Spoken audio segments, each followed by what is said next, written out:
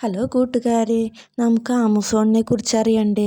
തെക്കേ അമേരിക്കയിൽ സ്ഥിതി ചെയ്യുന്ന ലോകത്തിലെ ഏറ്റവും വലിയ ഉഷ്ണമേഖലാ മഴക്കാടാണ് ആമസോൺ. ഇതിന് ഏകദേശം 55 ലക്ഷം ചതുരശ്ര മീറ്റർ വിസ്തൃതിയാണുള്ളത്. നമ്മുടെ കേരളത്തിൻ്റെ 138 ഇരട്ടിയിലധികം വലിപ്പമുണ്ട്. ഭൂമിയുടെ ശ്വാസകോശം എന്ന പേരിലാണ് ഇത് അറിയപ്പെടുന്നത്. കൂട്ടുകാർക്ക് വേറൊരു കാര്യം അറിയാമോ? തെക്കേ അമേരിക്കയിലെ നദീതടത്തിലുടനീളം ഇത് പടർന്നു കിടക്കുകയാണ്. അറിയുമോ? ബ്രസീലിൽ 60%, പെറുവിൽ 13%, കൊളംബിയയിൽ 10% എന്നിങ്ങനെ 9 രാജ്യങ്ങളിലായാണ് ആമസോൺ വ്യാപിച്ചു കിടക്കുന്നത്. ആമസോണിൽ അപാരമായ ജൈവവൈവിധ്യമാണുള്ളത്. ലോകത്തിൽ അറിയപ്പെടുന്ന ജീവജാലങ്ങളിൽ 10-1 ഇവിടെയാണുള്ളത്. കോടിക്കണക്കിന് മരങ്ങളും സസ്യങ്ങളും വന്യജീവികളെയും ഇവിടെ കാണാൻ സാധിക്കും.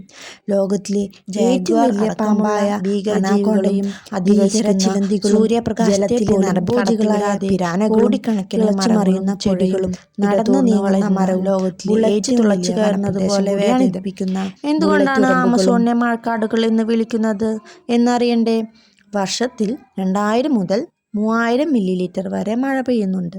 ദിവസവും ഉച്ച കഴിഞ്ഞ് മഴ പെയ്യുന്നതാണ് പതിവ്.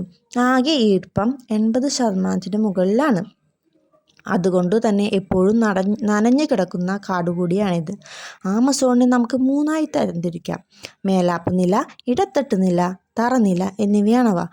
മേലാപ്പ് നിലയ്ക്ക് 30 മുതൽ 40 വരെ മീറ്റർ ഉയരമുള്ള മരങ്ങൾ കാണാം. ഇവിടെ സൂര്യപ്രകാശം 70% വരെ തടയപ്പെടുന്നുണ്ട്. ഇവിടെ കുരങ്ങുകളും സ്ലോത്തുകളും പക്ഷികളും ധാരാളമായി കാണുന്നു. രണ്ടാമത് വരുന്നതാണ് ഇടത്തട്ട് നില. 20 മീറ്റർ വരെയാണ് ഇവിടെയുള്ള മരങ്ങളുടെ നീളം. ആ ഭാഗത്തുള്ള താമസിക്കുന്ന മൃഗങ്ങളാണ് ജാഗർ, തവളകൾ, പാമ്പുകൾ എന്നിവ.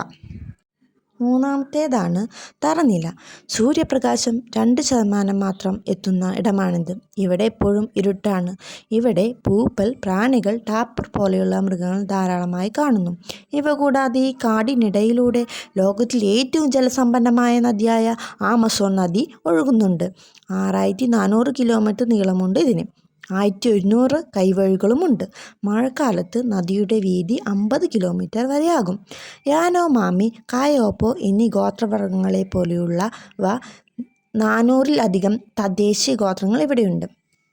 അവരിൽ 100-ൽ പരം ഗോത്രങ്ങൾ ഇപ്പോഴും പുറം ലോകവുമായിട്ട് ഒരു ബന്ധവുമില്ല. ആമസോൺ കാടിൻ്റെ ഏറ്റവും വലിയ ഭീഷണി എന്താണെന്ന് നിങ്ങൾക്കറിയോ? നമ്മൾ മനുഷ്യർ തന്നെയാണ്. കൃഷിക്കും കന്നുകാലി വളർത്തലിനുമൊക്കെയായി ഓരോ മിനിറ്റിലും ഒരു ഫുട്ബോൾ ഗ്രൗണ്ടിൻ്റെ വലിപ്പത്തിൽ നമ്മൾ കാട് നശിപ്പിക്കുന്നുണ്ട്. സ്വർണം, ഇരുമ്പ് എന്നിവ ലഭിക്കുന്നതിനായി വേറെയും കാട്ടുതീയായി വേറെയും.